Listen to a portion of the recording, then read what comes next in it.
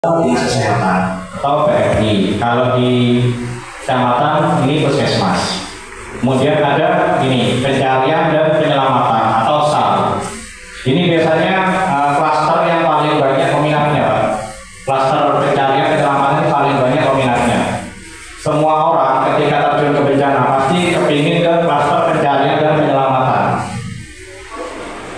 Padahal klaster-klaster lainnya ini banyak yang membutuhkan orang, Pak, seperti klaster logistik. Klaster logistik ini apa, Mas? Klaster logistik adalah yang mereka bertugas menghimpun dan mendistribusikan bantuan atau logistik. Banyak permasalahan itu ada di klaster logistik, Pak. Yang pertama, tidak meratanya distribusi. Itu pasti Bapak-bapak sering lihat di berita, ya kemarin kayak apa bencana Aceh, terus sebelumnya di mana itu pasti ada berita tentang tidak meratanya distribusi logistik. Itu dari mana penyebabnya? Biasanya seperti ini, Pak.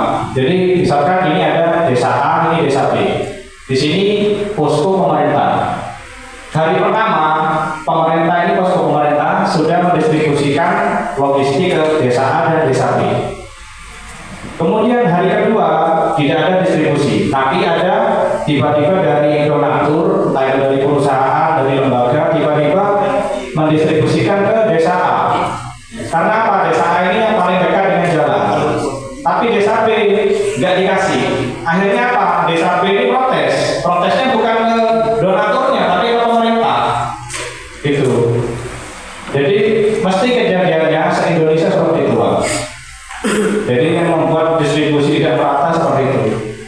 Bahkan ada itu waktu di Palu, Pak, itu daerah yang pegunungan, Pak, itu yang dekat dengan gunung-gunung, itu mereka itu baru hari ke-8, ke-9 baru dapat bantuan dari pemerintah.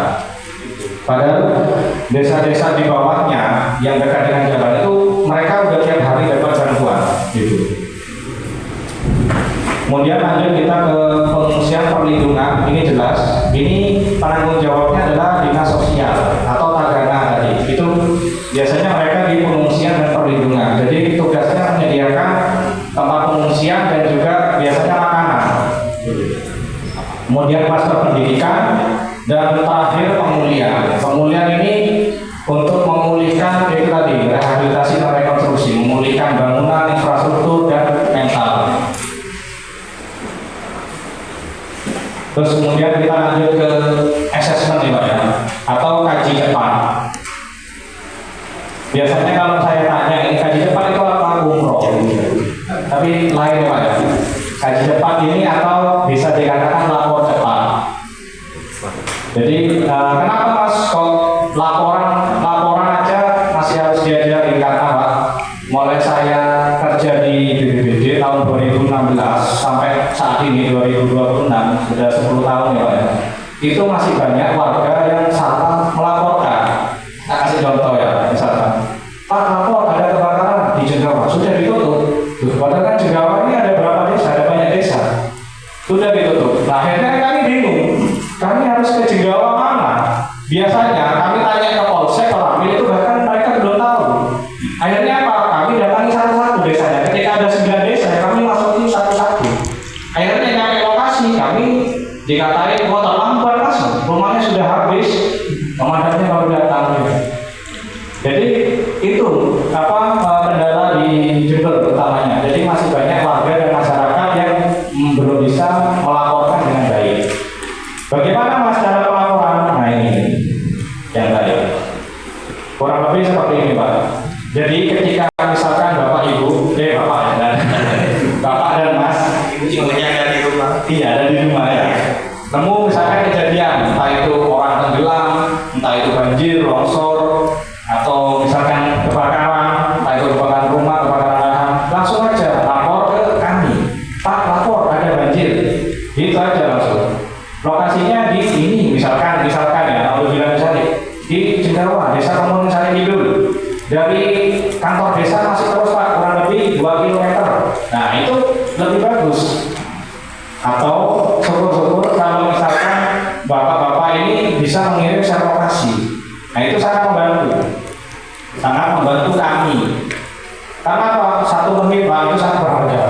Gitu.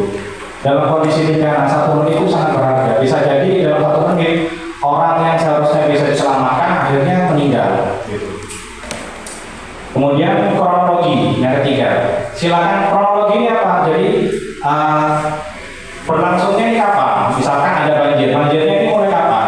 Atau misalkan ada kebakaran, kebakaran ini mulai kapan? Ini tolong juga disampaikan, karena apa? Karena biar kami bisa memperkirakan luasan atau dampak dari bencana tersebut. Kalau misalkan bapak-bapak ini tidak menjelaskan, Pak, misalkan tidak menyampaikan bencananya mulai kapan, kami juga bingung. Jadi kami ini biasanya akan loading peralatan itu kami lama, karena apa? Kami masih mengira-ngira seperti itu. Terus kemudian dampak ini maksudnya ketika ada korban, Pak, dampak kerugiannya apa? Entah itu rumah, entah itu misalkan korban jiwa dan sebagainya.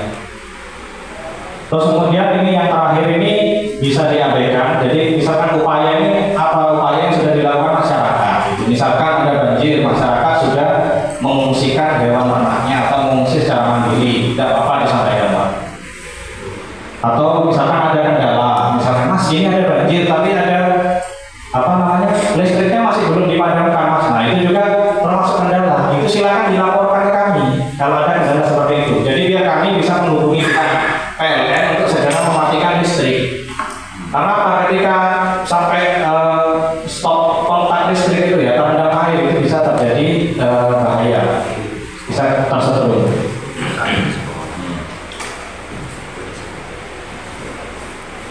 Nah, ini dalam melakukan kaji cepat atau laporan ini harus cepat dan tepat. Karena kesalahan atau kurang lengkapnya informasi bisa merugikan nyawa.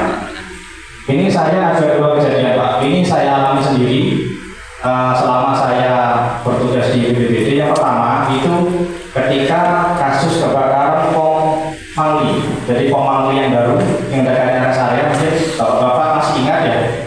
Pak, waktu itu ceritanya kronologisnya itu ada bis, dia itu bis dari Surabaya, sudah sampai Tawangalur, akhirnya ngisi solar ke Pom Mangli. Supirnya itu ngantuk atau kecapean, akhirnya dia itu ketika masuk pom, dia itu nabrak pompa BBM-nya itu. Akhirnya terjadi kebakaran yang membakar bis tersebut. Akhirnya ketika kebakaran terjadi, petugasnya ini lapor ke kantor. Lapor ada kebakaran di pom. Oke, akhirnya berangkat 1 tim sana. Ketika nyampe itu sempat ditanya ke petugas SPBU-nya, petugas POM-nya, Pak ini sopirnya kemana? Sudah keluar, Mas, gitu. Jadi bilangnya sudah keluar. Akhirnya apa? Yang fokusnya tim pemadam adalah memadamkan api. Ketika api sudah padam, teman-teman masuk itu nemu jenazah drivernya atau sopirnya. Ya, jadi kasihan kan. Coba dari awal